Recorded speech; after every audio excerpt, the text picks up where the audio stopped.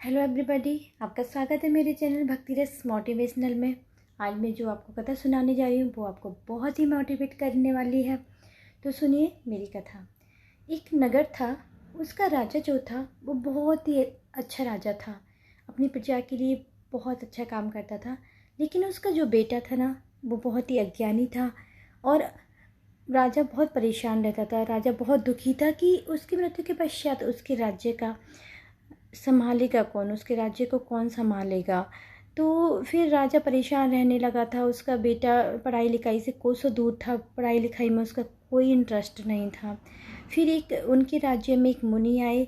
तो किसी ने राजा से कहा कि ये मुनि है ना, वो किसी भी व्यक्ति को सही कर सकते हैं, अज्ञानी से अज्ञानी व्यक्ति को भी ये मुनि सही कर सकते हैं। राजा उन मुनि से मिला। उन्होंने उससे कहा कि मेरा बेटा बहुत अज्ञानी है, बहुत बुरी संगति में पड़ा हुआ है, प्लीज़ आप उसको सुधार सकते हैं तो कृपया करके उसे सुधारिए। तो मुनि ने कहा ठीक है, मैं 7 दिन आपके नगर में रुका हुआ हूँ और आप 7 दिन तक अपने बेटे को मेरे पास लेके आइए, और तो फिर मैं देखता हूँ अगर आपके बेटे में सुधार हुआ तो ज़रूर होगा सुधार। तो 7 दिन उनके सत्संग में लेके गया राजा अपने बेटे को। जब 7वां दिन था, आखिरी दिन था, जब राजकुमार जो था वो नीच निवास पे जाने लगा उठकर, तो मुनि ने कहा कि ठीक है अब हम फिर मुनि ने कहा कि चलो अब हम भी प्रस्थान करते हैं। उसके बाद मुनि ने राजकुमार को रोका और कहा कि राजकुमार रुकिए, आप एक बात बताइए, इन 7 दिन के प्रवचन में आपको हमारी ऐसी कौन सी बात थी जो पसंद नहीं आई, आप बताइए तो हम आगे के प्रवचन में, आगे की कथा में उस बात को नहीं बोलेंगे।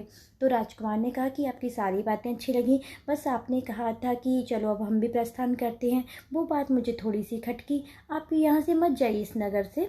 तो मुनि कहते हैं ठीक है, हम चतुर्मास तक यहीं पर रुकते हैं, आप भी हमारी एक बात मानिए, आपके जितने भी नीच घोड़े हैं, आपके जितने भी घोड़े हैं, आप सबके नाम रख दीजिए और 1 महीने बाद सबके नाम हमको सुना देना।